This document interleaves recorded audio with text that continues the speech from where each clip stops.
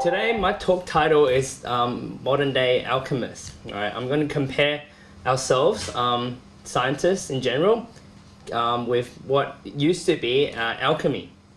We'll draw some parallels, and perhaps then we'll look into the actual field of why I think alchemist is what we are doing right now. So let's begin.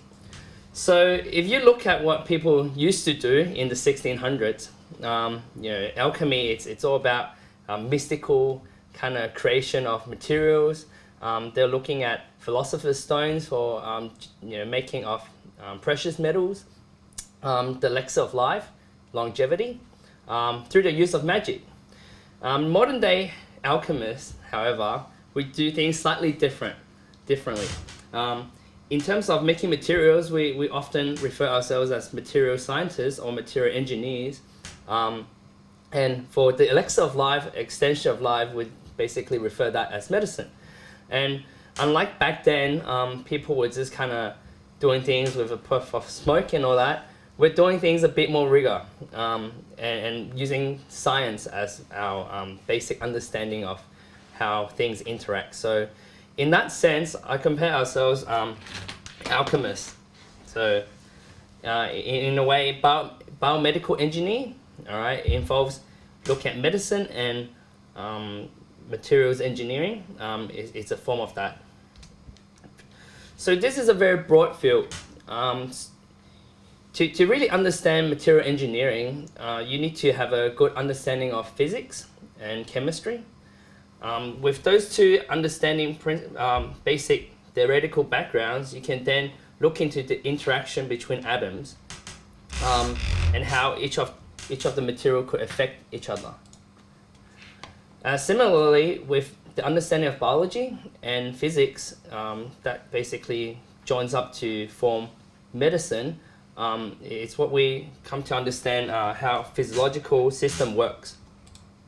So if you think about biomedical engineering, it's actually the combination of the two, both medicine and materials engineering. And under this very broad heading, there's a lot of sub-branches, which we're not going to be able to go through everything, but we'll look at one specific case study. So when people talk about biomedical engineering, they generally refer to implants, both mechanical and electronic, such as robotic arms or pacemakers and things like that, or simply static parts, which are like joints or bones. Anyone who's broken their hand would probably have a plate in them somewhere. That would be an implant of some sort. Then we have medical diagnostics. So any tools that we can use to image or diagnose medical condition also falls under biomedical engineering. And some of the most commonly used systems on the market at the moment is MRIs, so magnetic resonance imaging, X-ray computer tomography, so CT scans, and ultrasounds. So those uses sound waves. Of course, these three are not the only techniques within this medical diagnostic branch. There's also PET scans and all sorts of fancy therapeutics or diagnostic techniques. And subsequently, we also have prosthetics, so just fake arms, replacement arms and replacement legs in that sense. So under that, we have tissue engineering and robotics in general. So MRI I've actually worked with.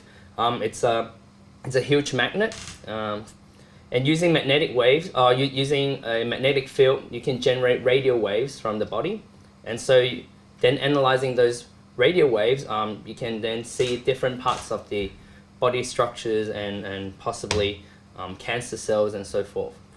CT scan, however, uses an X-ray and ionizing radiation, and that basically cuts through the body and image different density of materials. So generally X-rays are used for bone imaging. When you break your arm, you go for an X-ray scan.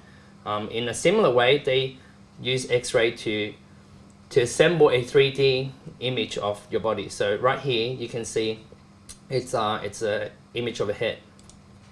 Then ultrasound, I'm pretty sure everyone's seen this from pregnancy type of analysis. So it's very useful for soft tissue matters. So if you break a leg tendon, for example, you will use ultrasound. And in general sense, any electromagnetic radiation can be useful for imaging. And so CT scan falls under X-ray. You have radio waves, which is basically MRI. And obviously if you visually see something from a microscopy standpoint, that's just visual, that's just visible light. For implants and prosthetics, we generally refer anything that is foreign in the body. So if you look at the latest kind of gadget that goes in the body, this includes the cochlear implant, so inner ear implants. You've got the pacemaker for people who have a heart condition. And right now, the latest thing is bionic eyes. So using LEDs and using cameras, basically replacing your eye to feed back the electrical signal that is required for the brain to process images. Orthopedic implants, so that's anything related to bone. So you've got artificial bones, joints, things that goes in between joints. So those plates, and also dental. Dental implant is actually a big class of implants. People actually disregard thinking that there's not a lot of research needed in dentistry, but that's actually not the case. And robotics and tissue engineering. So in order for these materials to be able to go into the body without any reaction at first reaction, the material has to be biocompatible. And biocompatibility, it's actually pretty hard if you think about it. The body was evolved to exclude anything that is not natural to it. So if you get something foreign in your body, for example, a piece of stone, if you fell on the ground, your body generally heals itself and try and rejects this stone. So in order for the body to not reject something that's foreign, it has to be biocompatible. So you have to trick the body in thinking that it's part of itself. And so we generally call this type of material biomaterials, so biocompatibility. And we're going to be looking at a specific subclass of this, basically from what I've worked in my PhD in the glass kind of area.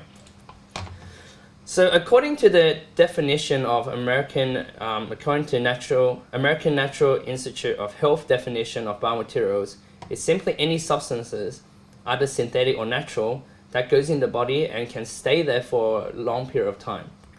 And this statement actually means a lot. It gives you two conditions that you have to think about when you're designing any of these materials. The material has to be inert, so not reactive to physiological conditions, and bioactive, or should be bioactive, which induces cellular growth around the material. But there's a problem if you think about it. If the material is bioactive, then nothing will grow on it. Everything will grow on it, including infections, including bacterial unwanted cells, basically. But if it's inert, then nothing will grow on it. So it's contradictory. So it's really materials that cannot be too inert or cannot be too bioactive. And it should promote a certain cell growth, a certain type of cell for that matter.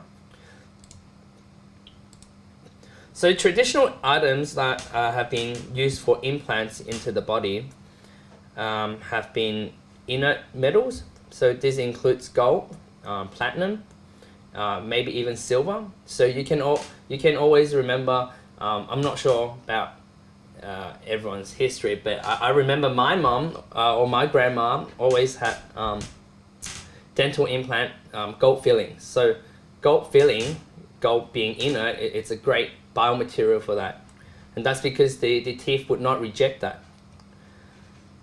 For people who are not as wealthy, they might use silver back a few hundred years ago.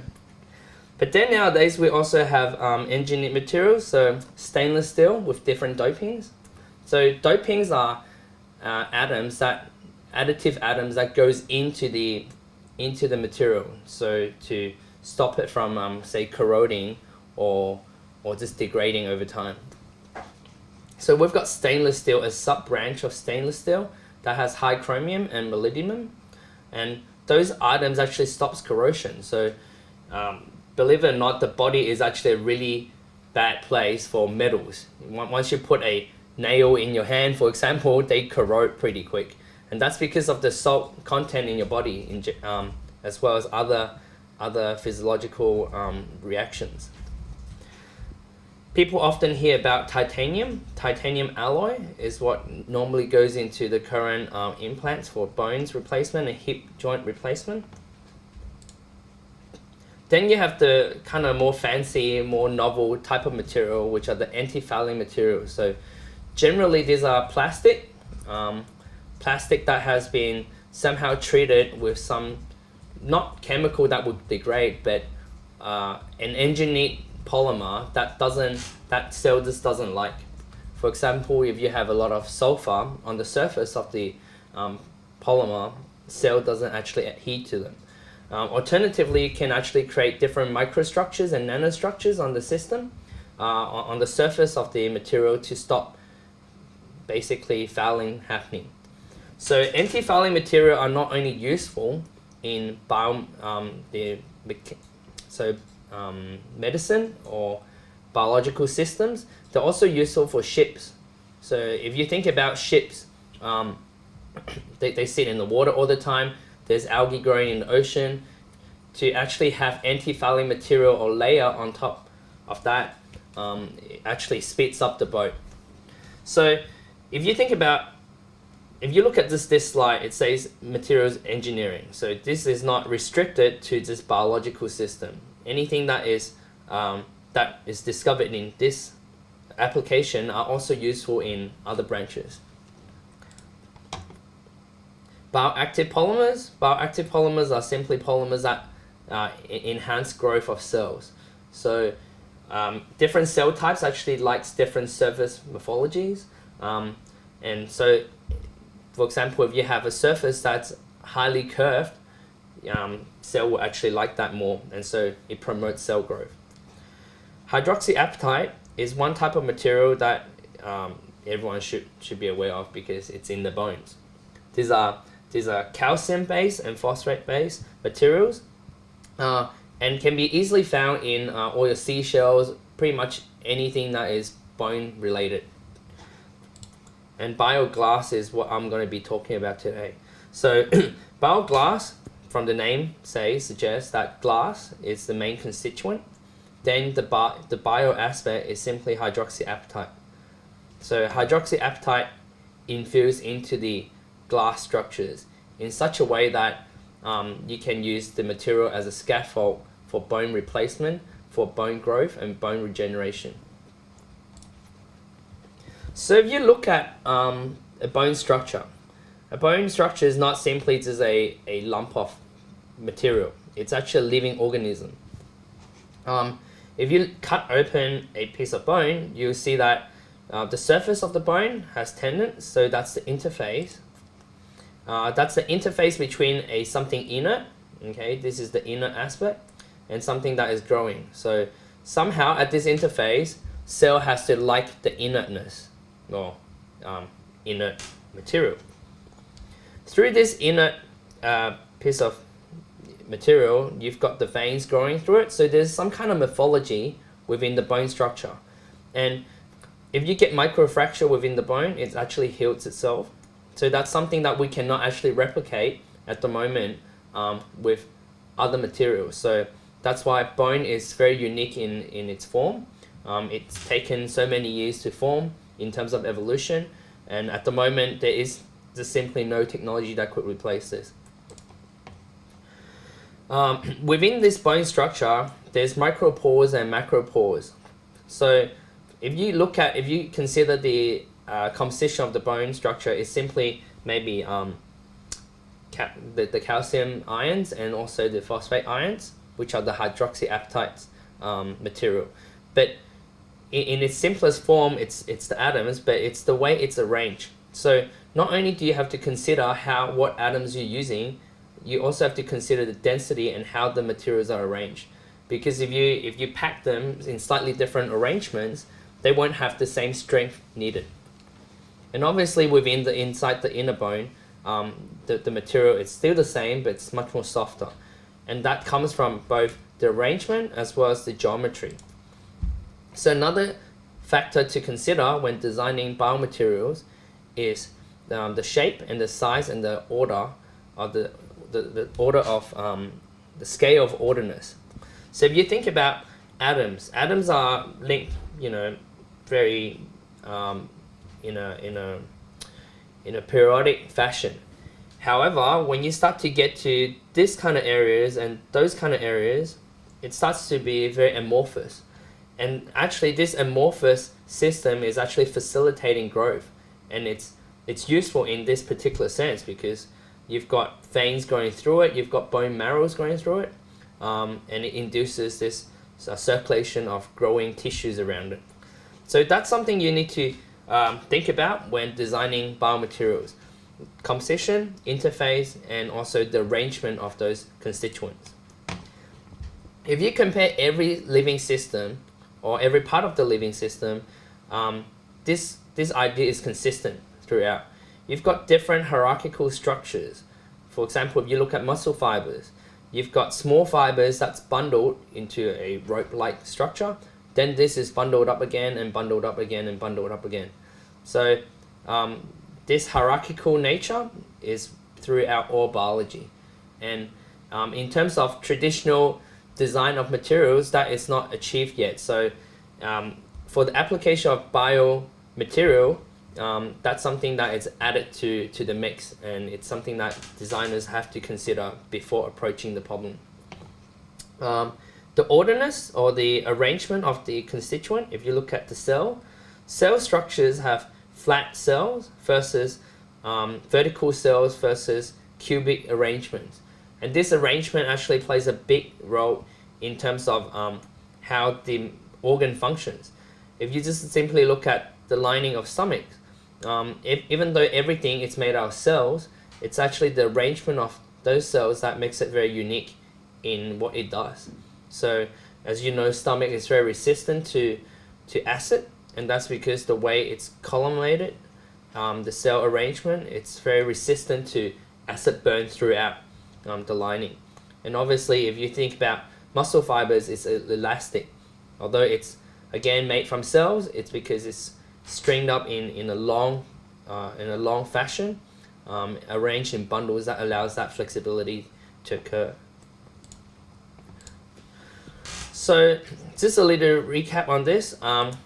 You've got the reactivity of the material, the interface. So interface is something that is based on composition and also morphology. You've got the orderness of the components and the porosity in particular for bone structures. Now, if you're designing something else, say for example skin, artificial skin, you might not look at porosity as much. But we're talking about at the moment about bones replacements, so that's something you need to consider. The functioning of the material, so what is it useful for? Alright, so we've talked about all the parameters that governs the actual material, but we haven't talked about the function of the material. For bone structure, it needs to support weight. If you're replacing a whole leg, you need to be able to have that leg support the whole weight of the body. And in that sense, it shouldn't be too heavy because you want to move your leg. It shouldn't be too weak because it's going to break it. So there should be a balance between the mechanical strength and the density of the material. Now, I haven't actually included a graph here, but you're talking about that bone density is about 3 grams per centimeter cube, whereas a metal, for example, stainless steel, is about 8. So already it's lighter 3-4 times, or about 2.5 times lighter. But the strength of it, it's relative to its weight, and actually if you take that into consideration, bone structure is actually a lighter and stronger material compared to stainless steel. So this is actually quite a complex problem from an engineering standpoint. There's a lot of parameters we've brushed over. We didn't go into too much details, but if you come to think about it, if you just design something, say, why can't we just use a piece of wood for a lake, right? That's what they used to do in the pirate days, right? Fair question, but it's not going to be biofouling, is it? Bacteria is going to grow throughout. So, it's not as simple as simply just finding a natural replacement to put into the body. So that's where the engineering comes in. That's where the materials engineering comes in. So the proposed case study is bioglass. So bioglass is a sol gel material. So it stands for solution gelation material. You can think of this as colloids. So colloids are like milk. Okay, milk has colloids in them. The white pigments that you see in milk is simply fat encapsulated with some protein that's mixed in water. If you centrifuge this out, it becomes cream, and that's where the settling comes in. So that's the solution bit. It's also exactly the same material. Well, not in this case. If you were to make it into gel, so if you were to make custard, right? You mix in a bit more egg yolk and sugar, and then you try to cure it at high temperature, so around 60-70 degrees. That thing settles into gelatin-like mold. So sol gel could be either, and hence it's called sol gel. If in its normal form that's not sticking to each other, it's colloidal, it's sol. In the form that when it's linked and networked, it's actually a gel. So playing around with different temperatures and different solvents, different type of conditions, we can actually use this advantage to generate materials that are strong, networked in such a way, but yet porous. So this porosity can then have biological system, biological cells, drugs, whatever you want to put into it, to actually fill the void up. So, and this particular case, it's actually the same as glass. So you've got silicon dioxide being the sol, and when they gel up, it becomes glass. And it's generally known as low temperature glass. So you can form this type of material at around less than 100 degrees, whereas traditional furnace for glass making techniques requires up to 800 degrees Celsius. So during my PhD, I was actually working with sol gel material a lot, not specifically for bioglass and bone replacement, but it was for medical diagnostic applications. So back when I was doing that, we're looking at making colloids that has a lot of pores in it, similar to what you see right now.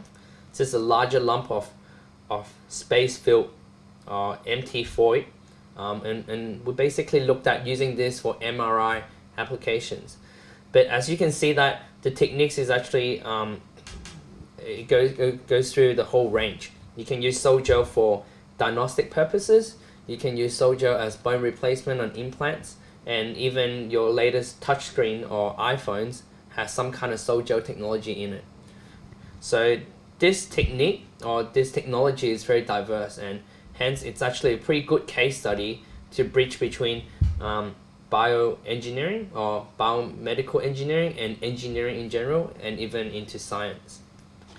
So this is a scanning electron micrograph, which basically just uses electrons to scan and raster your surface. It's similar to the CRT TVs that you might have seen in the past, although they're pretty much all replaced now. But you can see for sintered glass, the surface is very flat, or relatively flat, and that it does not have any pores. You're looking at 200 micron here. But for porous sol gel glass, you can clearly see that it's like Swiss cheese. It's everywhere, except these are not cheese. It's actually glass.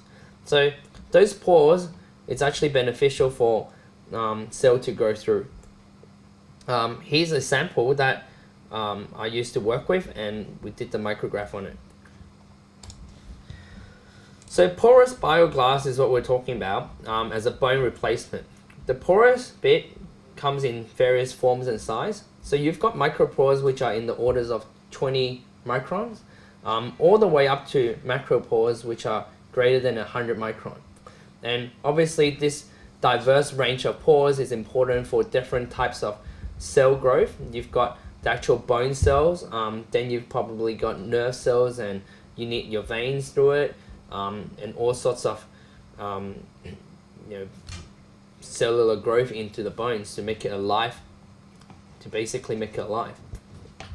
The important thing though is that all these pores are interconnected, and so no single pore, well, there's a smaller portion of single pore that is actually just standing by itself. And this interconnectiveness is actually one of the downfalls for bioglass. If you think about it, if something is so porous, how can it be strong? So one of the challenge in working in this field, porous bioglass and other bone replacement, is that you need to have porous structure that is strong enough, and at the same time it induces growth of bone cells. So these are very complicated challenges, because if you have one parameter optimized, it doesn't mean the other parameter is optimized at all. So the bioglass we've already went through is silica base and hydroxyapatite. One benefit of this bioglass is that over time the body eats away the glass and they spit it out. So ideally the design of this is so then the bioglass eventually completely dissolves, leaving behind the hydroxyapatite, which is similar to bones, and then your bone structure will go through it, replacing the glass altogether. And this is actually one of our collaborator that our group used to work with, who resides in London. So Professor Julian Jones from Imperial College, their group actually looked at using a glass structure for printable glass structures as bone replacement. And we're working on the technology back then on just the glass itself, but obviously he's working on the actual application. So there's the collaboration between different groups with different application base, but using the same technology. So here's a 3D image. It's not a CAD model, it's not a computer aided design model, it's simply a tomography scan of the porosity. This is a printed structure, a 3D printed structure of that bone structure.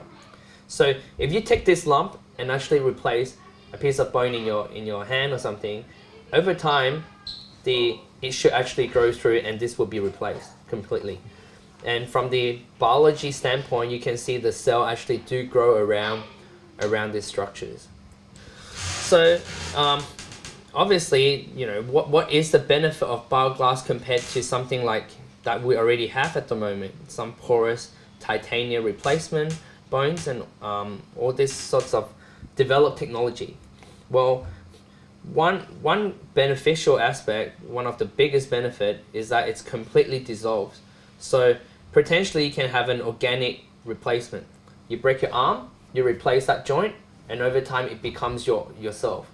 It's not foreign, so your body can't reject that. Your body wouldn't naturally spit out a bone, would it? So that's the benefit, one of the biggest benefit.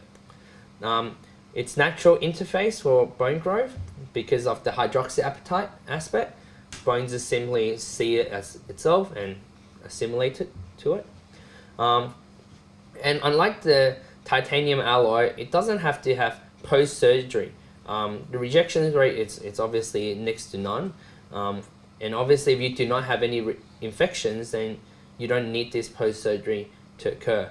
And in fact, a lot of the implant industry, one of the biggest costs is hospital and also post-surgery. So a lot of the times when you implant a hip joint, over 10 years time, it actually degrades, corrodes, and you need to fix it by cutting into it and replacing it again. So that's pretty gruesome. So we've been through porosity quite quite a lot, but this is a very important aspect in the design of novel material. In traditional, in maybe like, I don't know, 100 years ago, or maybe even through the last 500 years, people have been very engaged in looking at composition, simply the mixture of different metals. For example, if you look at metallurgy and sword making, people look in depth into how to make the best sword with the best materials and all that. They never actually looked at how to arrange materials in such a novel way that it benefits a different application. And so materials engineering in this 21st century often revolves around the placement of constituents, not only simply what material goes in, but how the materials are assembled. And in that regards, you can actually assemble different types of materials within the same constraint environment. If you look at some of the metamaterials, so cloaking device, I'm not sure if anyone's seen the news. If you assemble antennas in such a unique way and periodic kind of placement, you can actually achieve electromagnetic wave going around that object, so hence cloaking. So placement of materials is actually the next biggest thing, and hierarchical structures, that is big and small, different levels of structures, is quite hard to achieve if you think about from a bulk manufacturing point of view. It's easy to just see it and put it where you want, but if these items are few hundred nanometers small, it's not actually feasible to say use a tweezer or whatever that's, simulate fingers to move it around. So you need to somehow, in this whole manufacturing technique and design, need to consider how do you assemble a constituent at an order at different length scale. So hence we talk about porosity a lot. Okay, so bone growth, marrow going through the bones, going through all that, we talked about that already. Encapsulation. So one other benefit of having a porous material is that you can encapsulate foreign things that could be of aid into the healing process within this structure. So if you think about anti-rejection drugs, you can actually build a bone that is porous, 3D printed, submerge it into some kind of cell that stimulates further growth of other cells, and also an anti-inflammatory drug, for example, implanted into the body, and over time the body just replaces the bone it takes in. You won't even feel pain. Wouldn't that be great? So that's something that is that's very not just looking at the problem at hand, but thinking about a greater other aspects as well. So social consequences, psychological consequences, and other aspects. And in that regard, often engineers should have this mindset, not simply just resolving the problem at hand. Unlike a scientist, they should consider different contexts as well. Okay, so we talked about assembling of the hydroxyapatite in such a way that it gives you porous structure of different order and different length scale. Now, this might seem kind of non-trivial, or trivial for that matter, but the surface of the material is often different to the bulk composition. Now that's because if you think about the composition, if it's simply a mixture, all right, if it's a mixture, for example, the easiest way of thinking about it is a pack of chips. Okay, pack of chips with salt in it. If you shake it, okay, even though the whole packet has X amount of salt and X amount of chips, if you shake it, the salt is going to sit on the top a lot more, or maybe at the bottom of the packet. And so in this sense, if you mix your system in a chemical reaction, what you end up forming might not always be the same between the inside of the material, which is the main bone structure, and actually where the surface is. And that's important. Surfaces is where cell grows onto the bones. It's actually how things become hydrophobic, hydrophilic.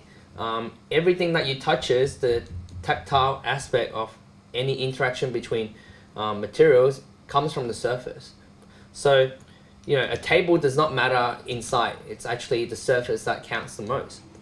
And in such a similar way, bone structure is exactly the same. So you need to optimize not just the composition for the whole, the design and the bone. You also need to optimize the surface, so then cell adhesion or rejection or strength is maximized in that regard. And this kind of measurements is very hard to achieve. If you think about looking at, if you think about any analytical technique, right? Maybe you put a sample into an X-ray beam, for example. You might be measuring the composition of the material by how the light diffracts through it, but you're not actually looking at the surface of the material. And the surface chemistry is very different. And so one aspect of biomedical engineering is also considering surface chemistry and surface interface. And that whole field is generally known as biointerface. And to really separate the two about the bulk composition and the surface composition, the bulk interaction and the surface interaction, we really need some specialized equipment. So during my PhD, I was lucky enough to be able to work at the synchrotron, which is a government facility that is one of the 70 in the world. So there's only 70 in the world. Most of them are in Europe and USA. There's only one in Australia, and the government took a lot of persuasion of taxpayers and all that to build this ring. Now, I'm not sure if you can work it out, but this is a car here, and there's a row of 5 cars. And you can see this whole ring is yay big. So you're looking at maybe 10 football field and larger. So this was in Melbourne. So the operating cost for this, just to put it in perspective, is about $100,000 per day. Okay, this is all the cooling, all the electricity, and so forth. But what is so special about this facility is that it produces really, really bright light. Okay, bright light being it's brighter than the sun. Okay, we're talking about having an electron that goes through a linear accelerator. So this is what they do in movies, where they have electrons just going through a magnet in a circle, and if you spin them fast enough, they approach the speed of light. And when you start to bend them, like driving a car around a corner, they start to give off energy. Okay, these are the momentum energy. So through each of this ring, right, if they go around, every time they bend, they actually produce some kind of light coming through. And if you recall, previously we had a slide, a graphic of the electromagnetic spectrum. Basically, if you use different filters at each of these pots, you can get infrared, you can get UV light, you can get visible light, hence really bright light, X-rays, pretty much everything under the spectrum, literally. And at this beamline, at this particular beamline, it's called the small angle X-ray scattering beamline, which uses X-ray as a way of scattering through your sample. And by doing that, you can actually measure different repeating units. So if you have pores that are that big but throughout the whole sample, then you get a signal suggesting that you have something that is in the order of that length scale. This is me back then, and standing in the beamline. And the main techniques used to characterize orderness and porosity is scattering techniques. If you want to look at good composition, you can look at diffraction techniques.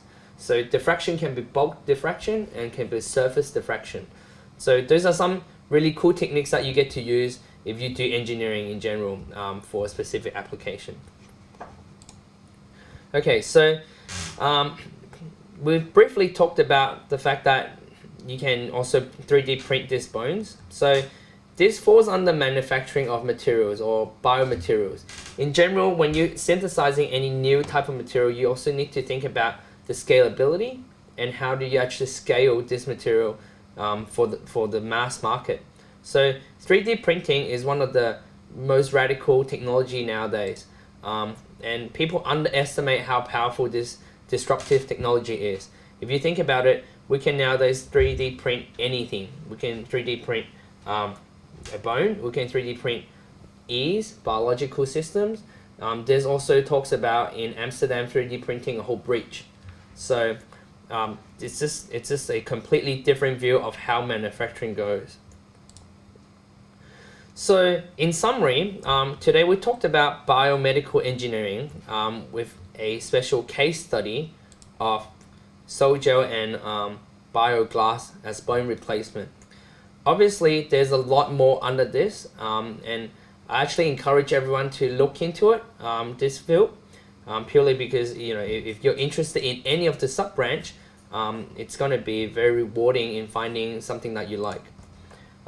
This just basically shows, and not limited to the circles I've drawn here, but there's a lot of other aspects that are multidisciplinary.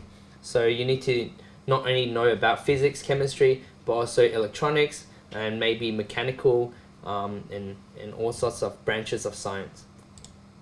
On that note, thank you for your attention. So hopefully everyone enjoyed this overview of biomedical engineering and the kind of similarity that we're doing compared to the 1600s with the alchemists. Thanks. Any questions?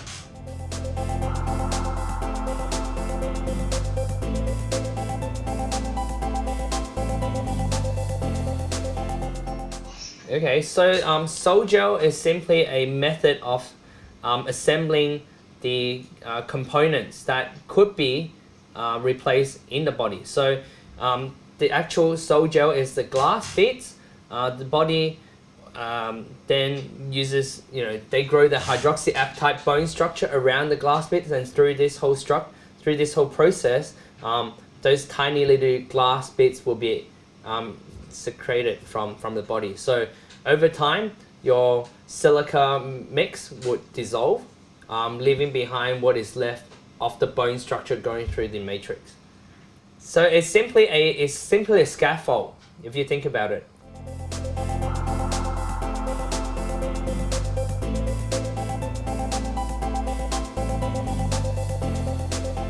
Yeah, so it does give off everything. So the way they stop it is to have a 4-meter thick lead wall around the core, and so through that process and a big sign saying "Do not enter," that's how they really stop it.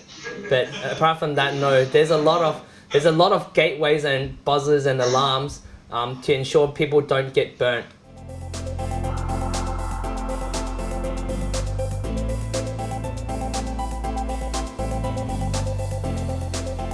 I've been trying to use my skill set in making small nanostructures in not biomedical related area, but for energy related area.